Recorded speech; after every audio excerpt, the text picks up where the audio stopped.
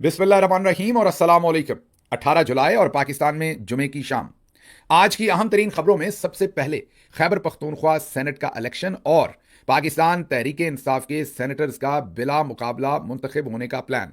ये major update है। हमने इसके ऊपर बातचीत तो पिछले व्लॉग में कर ली थी, लेकिन अभी थोड़ी देर पहले मीडिया रिपोर्ट कर रहा है कि पाकिस्तान तहरीक इंसाफ की पॉलिटिकल कमेटी ने आखिरकार यह हतमी फैसला कर लिया है कि इलेक्शन नहीं लड़ना, बल्कि बिला मुकाबला अपने सेनेटर्स जो हैं वो मुंतखब करवाने हैं। पिछले व्लॉग में मैंने तफसील के साथ आपके सामने सारा किस्सा रखा था। कुछ चीज़ें डिस्कस नहीं हुई थी, वो अभी करेंगे। लेकिन सबसे पहले आपको मैं ये बता दूं कि जो हमारी पॉलिटिकल कमेटी है उसके अंदर मैं तो जनवरी से नहीं जा रहा, आपको पता है, वजूहात भी आपको पता है। लेकिन जब भी कोई इंपॉर्टेंट इशू होता है तो मैं उसमें मेरा वोट किस तरफ है, मेरा पॉइंट ऑफ व्यू क्या है, वो मैं पूरी जो पॉलिटिकल कमेटी है उसके सामने हमेशा रखता हूं। इस दफ़ा भी मैंने रखा और मेरा पॉइंट ऑफ व्यू कल मैंने व्लॉग में भी आपके सामने रख दिया था कि मैं ये समझता हूं कि पाकिस्तान तहरीक इंसाफ को इस वक्त इससे कोई फर्क नहीं पड़ता कि हम सेनेट में 11 में से 9 सीटें जीतते हैं या 7 या 6 या 5 या 4, इससे कोई फर्क नहीं पड़ना। 11 में से हमें 0 सीट भी मिलती है, इससे कोई फर्क नहीं पड़ना, क्योंकि ना इससे हम हुकूमत बना सकते हैं ना गिरा सकते हैं, ना किसी बिल की लेजिस्लेशन को अप्रूव करवा सकते हैं ना रखवा सकते हैं, क्योंकि सेनेट में हमारा जो अददी नंबर होगा वो हुकूमत से, क्योंकि उन्होंने जितनी मारदाड़ सारे सूबों में की है और जिस तरीके से सेनेटर्स बनवाए हैं, तो पाकिस्तान तहरीक इंसाफ के पास वहां अब मेजोरिटी नहीं होगी। तो अगर हम बिला मुकाबला की तरफ जाते हैं तो मैंने कल आपको बताया था कि 11 नशिस्तों में से हमें 6 मिलेंगी और हुकूमत को 5 मिलेंगी। लेकिन अगर हम अपने अददी नंबर के साथ जाते हैं, जो नंबर ऑफ वोट्स हमारे पास हैं, मतलब कि 92 एमपीएज हमारे पास हैं खैबर पख्तूनख्वा असेंबली में, अगर हम उस एतबार से जाते हैं तो फिर हम तकरीबन 9 सीटें जीतते हैं, तो सिर्फ 2 सीटें हुकूमत को मिलती हैं। तो अगर हम ये सीट एडजस्टमेंट इसे कह लें या बिला मुकाबला मुंतखब होने का ये जो प्लान, स्ट्रेटजी, तरीकाकार है, इसमें हुकूमत को 3 सीटें एक्स्ट्रा मिलती हैं। जी हाँ, इसलिए मैंने ये कहा था कि मसला 3 सीटों का नहीं है। मैंने जैसे आपको कहा कि हमें 3 कम मिलें या ज़्यादा मिलें, हमने कौन सा हुकूमत बना लेनी, गिरा लेनी, या इवन हम तो कोई इससे लॉ पास करने या रोकने की भी पोजीशन में नहीं होंगे।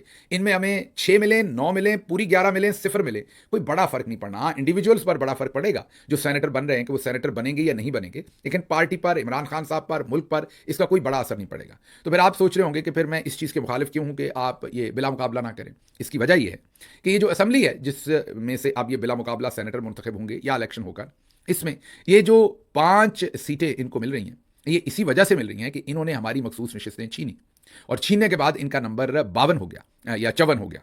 अगर मखसूस नशिस्तें इन्होंने ना छीनी होती तो ये 11 में से इन्हें कुछ भी नहीं मिलना था, ज़्यादा से ज़्यादा एक सेनेटर मिलता या 2 मिलते, बहुत ज़्यादा। तो अभी भी सूरत हाल वैसे वैसी है, लेकिन तब शायद एक ही मिलता सेनेटर।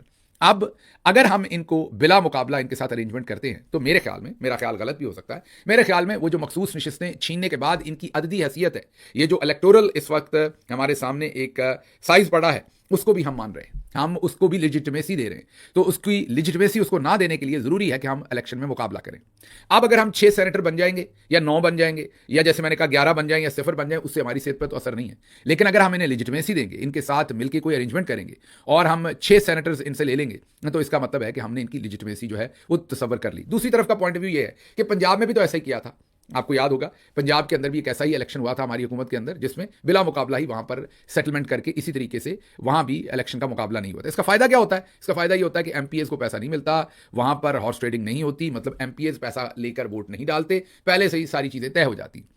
मेरा पॉइंट ऑफ व्यू तब भी यही था कि ऐसा नहीं होना चाहिए, आज भी यही है। मेरा पॉइंट ऑफ व्यू यह है कि अगर आप उनके साथ मिल बैठकर कोई इंतजाम करते हैं तो आपका जो नजरिए की कीमत, असूल की कीमत आपको देनी पड़ेगी। लोग इस चीज को, ये मेरा जाती पॉइंट ऑफ व्यू है, मैं बार बार बता रहा हूं, लोग इस चीज को पसंद नहीं करेंगे। इसलिए सेनेट की सीटें हमें 2 मिलें, 4 मिलें, 6 मिलें, 11 मिले, इससे बालातर होकर हमें ये जो मौजूदा रजीम है, क्योंकि हम इनका जो तशख़्ख़ुस है, इनकी जो आईनी हैसियत है उसको नहीं मानते, तो फिर इनके साथ हम इस तरह का अरेंजमेंट कैसे कर सकते हैं। तो मैंने पॉइंट ऑफ व्यू बहुत क्लियर आपके सामने भी रख दिया था, ट्विटर पे भी रख दिया था, जो मैं आपको स्क्रीन पर दिखा रहा हूं।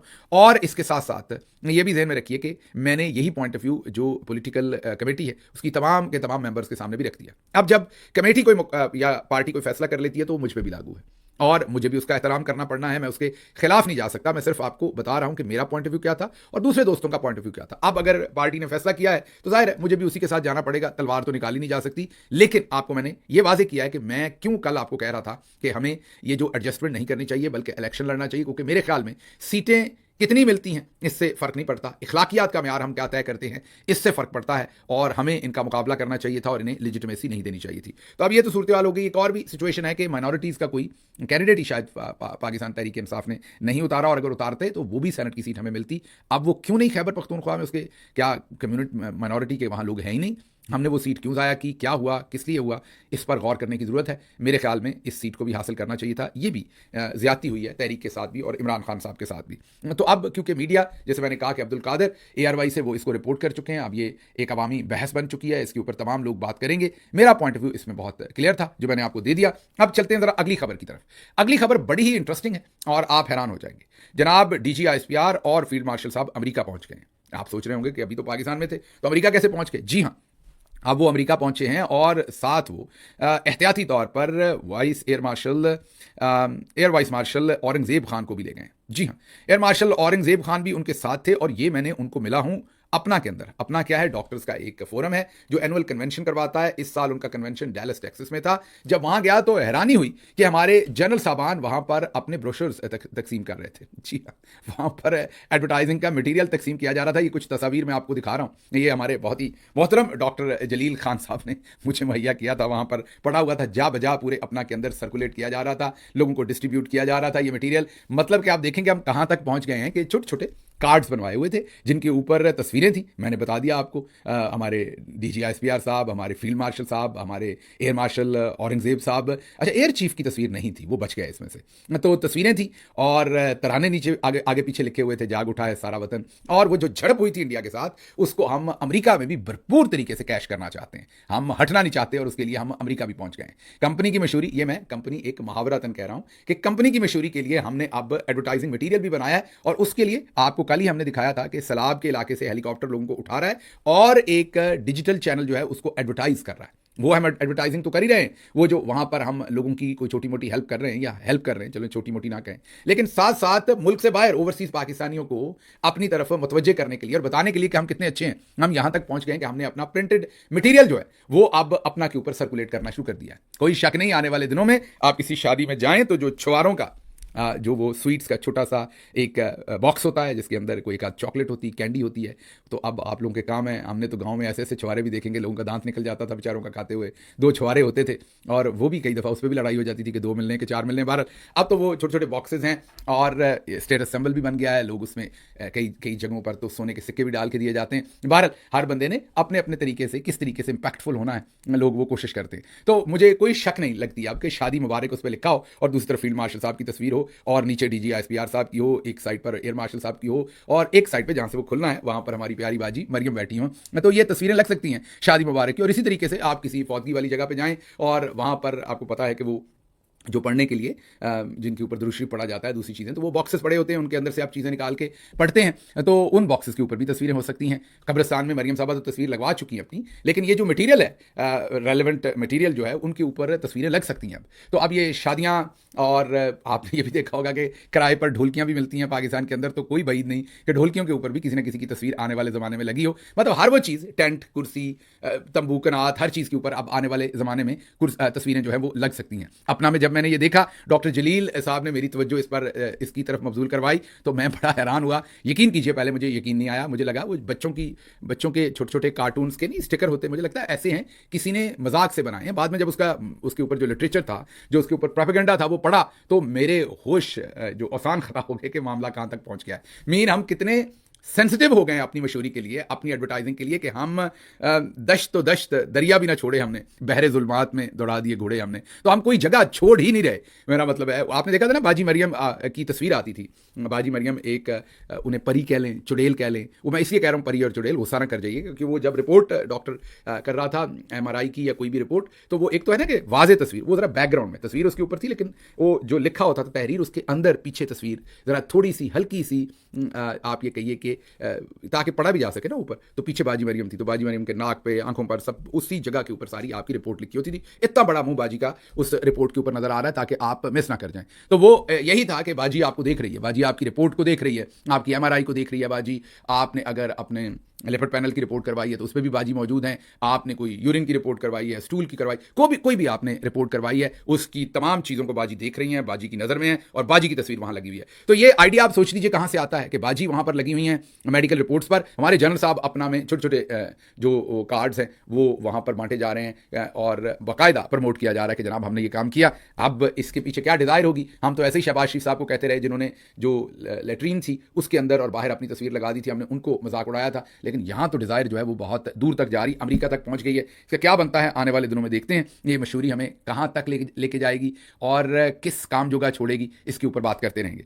अगली खबर इसी से रिलेटेड है और वो खबर 9 मई के मुकदमे के अंदर से अब जनरल साहब की जो पूरी की पूरी मैनेजमेंट है और हम कितने नंबर 1 है वो सामने खुल के अब नजर आ रहा है। जरा सुनिएगा, इस मुकदमे का अहवाल हमारे सामने उमैर रिपोर्ट कर रहे हैं। तो उमैर साहब की रिपोर्टिंग जरा सुनिएगा। वो बता रहे हैं कि वकील ने मुलजमान से बरामद होने वाले डंडों की रिकवरी कब हुई। वकील ने इन्वेस्टिगेशन का ऑफिसर उससे पूछा कि ये जो आपने इनको, जाहिर है जिनके ऊपर जुर्म साबित करने की कोशिश की पाकिस्तान तहरीक इंसाफ के वर्कर्स पर, उनके बारे में कहा गया कि इनके पास डंडे थे जिससे ये हमलावर हुए। तो जो लोग कानून को नहीं जानते उनके लिए कि अगर आप ये कहें कि फलां ने फलां को कत्ल किया तो जिस चीज़ से कत्ल किया या चोट लगाई या मारा पीटा, तो जिस चीज़ को इस्तेमाल किया, आला कत्ल या आला तशद्दुद, जो डंडा है, चाकू है, छुरी है, पिस्तौल है, वो बड़ा अहम होता है अदालत के अंदर। उसको प्रोड्यूस करना पड़ता है क्योंकि वो सबूत होता है कि इस चीज़ के साथ ये जुर्म हुआ। तो वकील ने पूछा कि वो जो डंडे वो आपने रिकवर किए? उसने कहा जी किए। उन्होंने कहा कितने दिनों के बाद किए? उन्होंने कहा 30 दिन के बाद, 1 महीने के बाद हमने डंडे रिकवर किए। उन्होंने कहा कहाँ से किए? उन्होंने कहा कंटोनमेंट मीन जो कैंट है, लाहौर कैंट, ये जो सारा आपको पता है कि फोर्ट्रेस स्टेडियम के आगे पीछे का सारा इलाका, उन्होंने कहा कि वो कैंट के इलाके में सड़क के किनारे से हमने किए। उन्होंने कहा क्या उस सड़क पर रोज सफाई होती है? अब कैंट तो आपको पता है जगमग जगमग कर रहा होता है हर रोज। उन्होंने कहा हाँ जी। वकील अपना इन्वेस्टिगेटिव ऑफिसर ने कहा कि जी वहाँ सफाई होती है। उन्होंने कहा आप मुझे ये बताना चाह रहे हैं कि उस सड़क की सफाई होती है, वहाँ 30 दिन डंडे सड़क के किनारे पड़े रहे, किसी ने उठाई नहीं, फिर चिरागों में रोशनी नहीं रही। कल हमने आपको बताया था कि एक गवाह, इसी तरीके से पुलिस ऑफिसर, इन्वेस्टिगेटिव ऑफिसर जो उम्रे पर इस वक्त सऊदी अरब गया हुआ है एहराम में, वो आ गया गवाही देने ऑनलाइन। उसको शाह महमूद कुरैशी साहब ने कहा कि हल्फ देके कहो, जो कहूंगा सच कहूंगा, इसके अलावा कुछ नहीं कहूंगा और मेरे पर अजाब नाज़िल हो अल्लाह का अगर मैं झूठ बोलूं। उसने कहा मैं नहीं कहता, ये जिन्होंने केस बनाया वो कहें या मैं क्यों झूठ बोलूं। और उसने आराम से उधर से वीडियो कॉल बंद की और वो फरार हो गया। वो कैसे हराम के अंदर झूठ बोल सकता था? तो बहरहाल, लेकिन हैं ऐसे लोग भी जो हराम के अंदर भी झूठ बोलते हैं और आपने देखे हुए हैं और आप देखते रहेंगे। बहरहाल ये 9 मई की हालत हो रही है, ये वहां पर सिचुएशन है जो 9 मई के मुकदमे में, मतलब कि एक सर्कस बनी हुई है। वैसी ही सर्कस जो अपना पे थी, वैसी ही सर्कस जो अब हम सेनेट के इलेक्शन में देखेंगे और वैसी ही सर्कस जो है वो अदालत में, हर तरफ सर्कस चल रही है। अच्छा जी, आगे चलते हैं, आगे भी एक सर्कस आपको बताते हैं। मोहम्मद मालिक साहब ने और आसिफ बशीर चौधरी दोनों की ये स्टोरी है, मुख्तलिफ एंगल से दोनों ने ये स्टोरी कवर की हुई है, क्रेडिट दोनों का जाता है। शुगर मिल मालकान बहुत ताकतवर है, शुगर मिल हर कोई बंदा नहीं लगा सकता। 6 अरब से एक शुगर मिल शुरू होती है। बड़े बड़े सियासतदान, ब्यूरोक्रेट्स शुगर मिल्स के ओनर हैं। कुछ इदारों की भी शुगर मिल्स हैं, कुछ इदारों का नाम नहीं लेना। ये ताकतवर तरीन लोग पॉलिसियों पर असरअंदाज होते हैं और अवाम नजरअंदाज होते हैं। क्या ये लोग इतने ताकतवर हैं कि इन्होंने पूरे सिस्टम को फेल कर दिया है? ये चीनी पहले बाहर एक्सपोर्ट कर देते हैं, फिर पाकिस्तान में महंगे दामों बाहर से इंपोर्ट करते हैं, दोनों तरफ पैसा बनाते हैं। ये आसिफ बशीर चौधरी हमें बता रहे हैं। एक चीज और बता दूं, अगर आपके पास पैसे भी हैं और आप शुगर मिल लगाना चाहते हैं तो आप लगा नहीं सकते। आप कहेंगे वो कैसे? ये जितने भी शुगर मिल्स के मालिकान हैं, इन्होंने एक कार्टेल बनाया हुआ है, इन्होंने एक तंजीम बनाई हुई है, वो जब तक अप्रूवल नहीं देगी, है ना मजे की बात, वो जब तक अप्रूवल नहीं देगी तो आप इसके अंदर शुगर मिल नहीं लगा सकते। अगर आपने इस एलीट क्लब का हिस्सा बनना है तो आपको इनको साथ मिलाना पड़ेगा, मतलब कि आपको इन्होंने अपने जैसे कोई किसी को लगाने देनी है या आपको इन जैसा होना पड़ेगा। तो आप शुगर मिल लगा ही नहीं सकते जब तक ये आपको इजाजत ना दें जो पहले वाले मालिकान हैं। ये मैंने आपको एक अलग से बात बताई जो हुकूमत में रहते हुए मेरे एक्सपीरियंस में आई थी।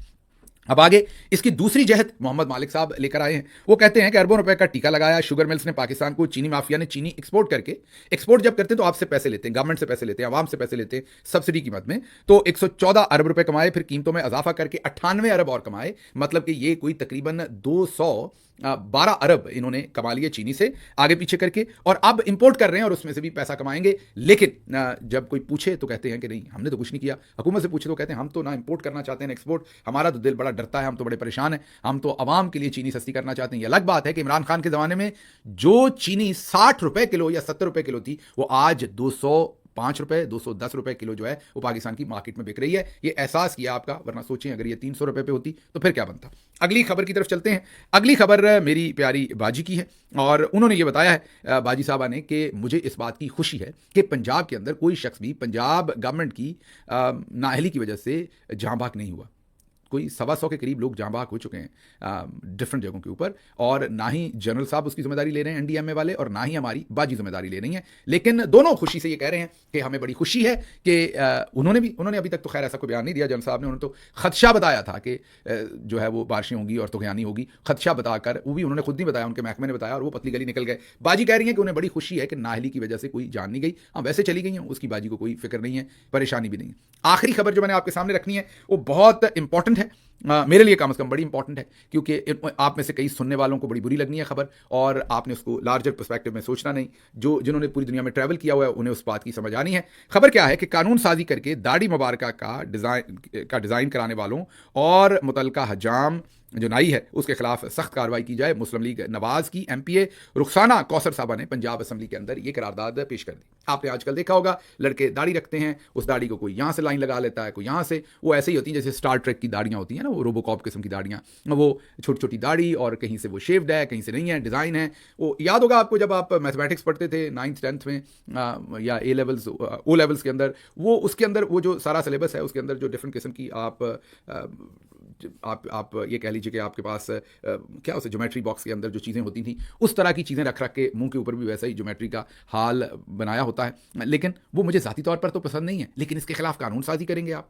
ये वही काम है जो तालिबान करते हैं कि दाढ़ी छोटी है तो कोड़े मार दो, बड़ी है तो कोड़े मार दो, इस तरह से है तो अगर कोई किसी की शेव करेगा तो उसको कोड़े मार दो, बल्कि कई दफ़ा तो गोली मार दो। ये शिद्दत पसंदी है, इससे आपको अक्ल करनी पड़ेगी और आपको ये समझना पड़ेगा कि एक दाढ़ी तो हमारे इस्लाम के, हमारा जो ख्याल है कि दाढ़ी इस तरीके से होनी चाहिए, सुन्नत रसूल सल्लल्लाहु अलैहि वसल्लम है, बिल्कुल एहतराम लाजमी है। लेकिन आप फिर देखिए सिख भी दाढ़ी रखते हैं, मोदी ने भी तो दाढ़ी रखी हुई है। फिर आप देख लीजिए कि बहुत सारे गोरे जो हैं वो भी दाढ़ी रखते हैं, बहुत सारे आप यहूदी जो बड़े मजहबी हैं उन्होंने भी दाढ़ी रखी होती है। तो ये अभी ज़रा थोड़ी सी शेव का मामला आया, आपसे 50-100 साल पहले जाएं तो सभी ने दाढ़ी रखी होती थी, और अभी भी मैंने जैसे आपको बताया कि हिंदू जो साधु हैं उनकी भी दाढ़ियाँ हैं, सिख जो हैं उनकी भी दाढ़ियाँ हैं, मुसलमानों की तो हैं ही हैं, और क्रिश्चियंस की भी हैं। तो मेरा कहने का मतलब यह है कि आप इस तरह की कानून साजी ना करें, कल को आप सभी को ठोके आएंगे। अब मैंने तो ऐसी दाढ़ी नहीं रखनी, लेकिन ये फिक्री तौर पर गलत बात है, ये शिद्दत पसंदी है। और जब आप ये कहते हैं कि नहीं ये दाढ़ी की तौहीन है इसलिए इसके खिलाफ कानून बनना, तो ये आप डिक्लेयर कर रहे हैं ना तौहीन है। किसी बंदे के मुंह पर दाढ़ी है वो उसको कैसे रखना चाहता है, कल को आप कोई और चीज़ पर बालों पे आ जाएंगे आप कि बाल इस तरह के काटे तो तौहीन है। तहरीक लब्बैक वाले कोई और बात कर देंगे, वो कहेंगे बाल होने ही इतने चाहिए, इससे कम बाल रखेंगे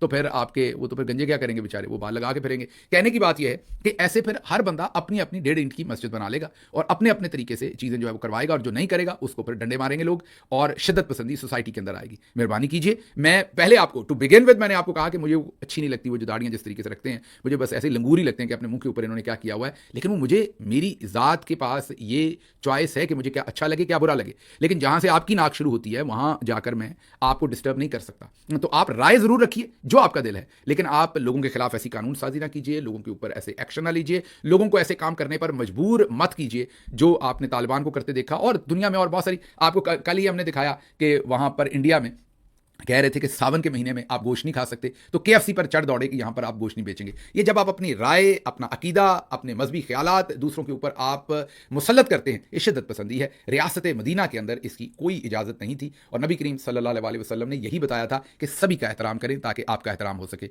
मुझे दीजिए यहाँ से इजाज़त। अल्लाह आपका हामी नासिर हो, और पाकिस्तान जिंदाबाद।